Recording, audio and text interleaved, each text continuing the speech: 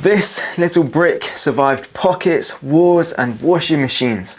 It ran a week on one charge. It helped families find each other and it helped criminals vanish. Today we open a strange chapter of technology, how a £20 dumb phone became the cheapest thing that just works, why it was once rumoured to cost £21,000 on the black market, and what's that myth gets wrong and why it spread. Because a phone is never just a phone. Before we finish, I'll show you the simple dumb phone kit I carry for UK blackouts and the one tiny mistake that quietly exposes your movements even when you think your phone is off.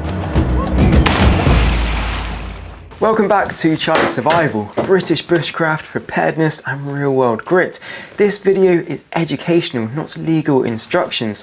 We'll talk history, psychology and survival use legally and ethically. Yes, the title and thumbnail promise danger. You'll get the myth and you'll get the truth and you'll get the survival loadout I actually use. The brick that wouldn't die. Brick isn't one model, it's a vibe, a small screen, T9 keys, battery that refuses to die. Smartphones are brilliant, but they are needy. Notifications, background apps, bright glass. Bricks do three things well: cool, text and last. In a blackout, that matters. More than 120 Hz and 6 cameras. Stand by for days, sometimes a week. Charge it from almost anything. No cloud dependency for the basics. I've seen soldiers, aid workers, farmers, survivalists, preppers and journalists all lean on the same thing. A basic handset that just rings when it rings. In a few minutes we'll test the claim you've heard 1,000 times. Airplane mode makes you invisible. Spoiler, it doesn't. I'll show you why.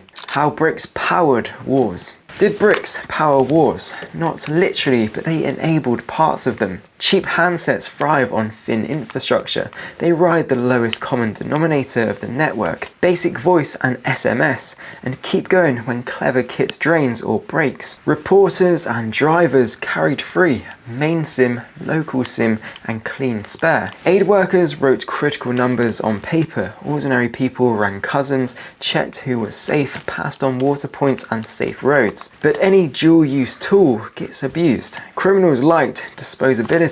Swap SIMs, swap handsets. Less app-level metadata than a smartphone. But for us, the lesson is different. Ubiquity is camouflage. When everybody carries the same object, you disappear in the crowd. So, where did the £21,000 Nokia legend come from? I'll tell you soon. You'll understand why it refuses to die.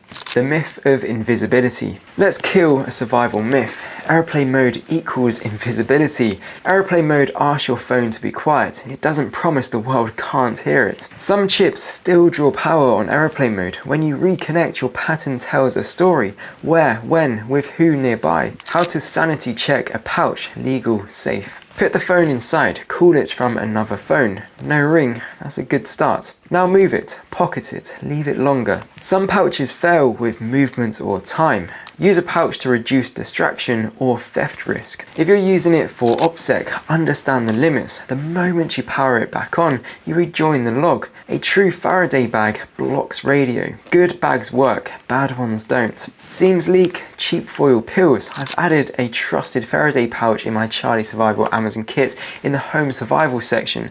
Feel free to check it out, as well as loads of other survival kits from bugging out to water storage. You can find the link to the Amazon kit list in the description. But keep watching, because at the end I'll show you the discipline rule that matters more than the pouch itself. Why simple tech wins disasters. In Britain we love a good cuppa, but we also love clever kit. But clever fails first. Complex tools have more failure points and they eat attention. In a long power cut, your home router dies, your smartphone sips, then gulps. Half your life assumes always online. A brick becomes the anti-fragile option. Charge once, send the 120 characters that matter. Battery discipline instead of brightness anxiety. Neighbor ops, UK friendly. Pair a dumb phone with PMR 446. The radio for the street, phone for beyond the valley. Assign roles, keep messages short. Water truck at school, 1830, bring jerry can. Psychology. During fear, group chats flood, but clarity always wins. Short, time check-ins beat frantic doom scrolling,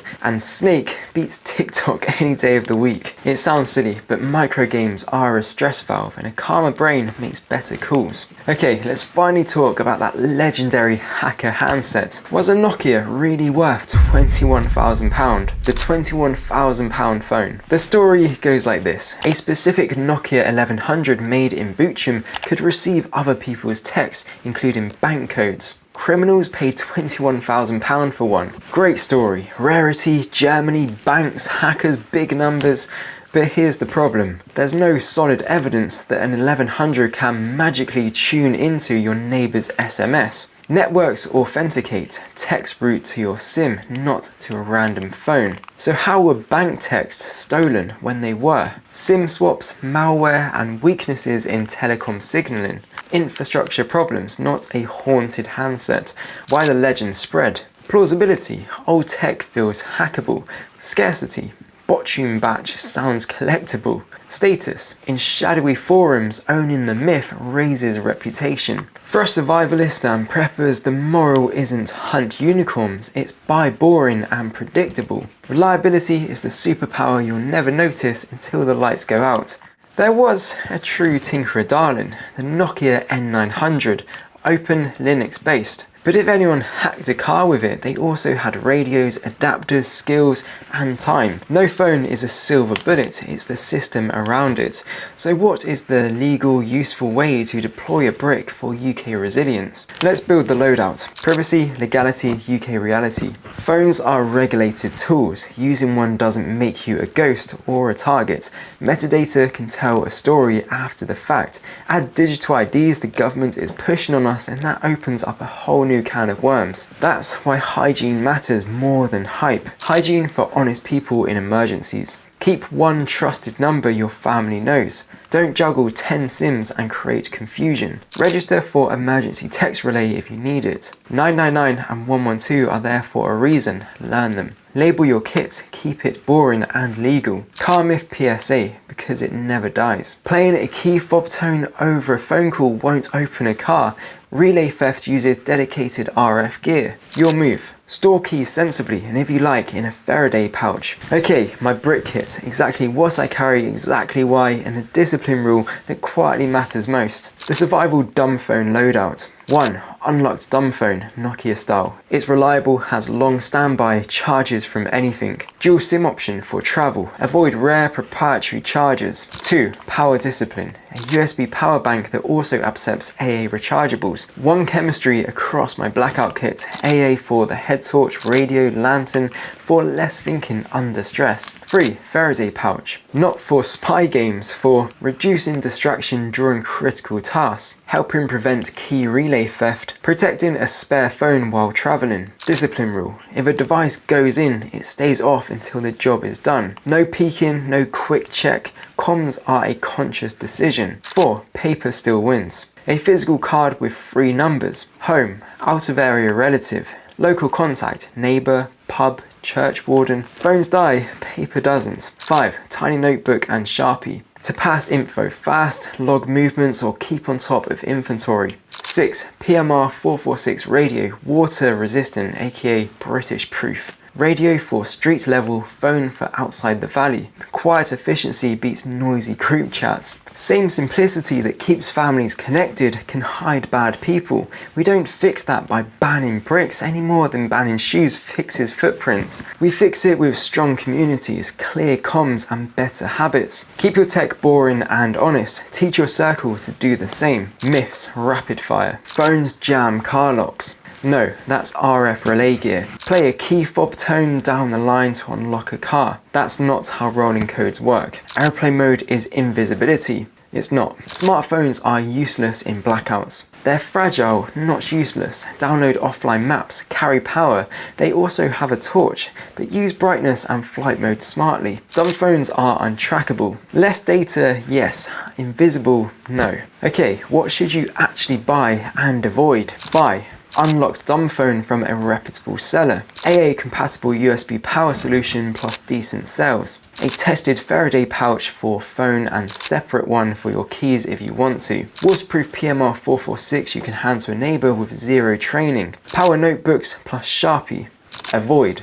Chasing botchum unicorns, ultra cheap sleeves with weak seams and no lab data, handsets that need odd proprietary chargers you can't replace in a blackout, the 60-second drill. Write 3 numbers on a paper card, change the dumb phone, send a single SMS to your out of area contact. Network patchy, I'll check in 9 AM and 6 PM daily.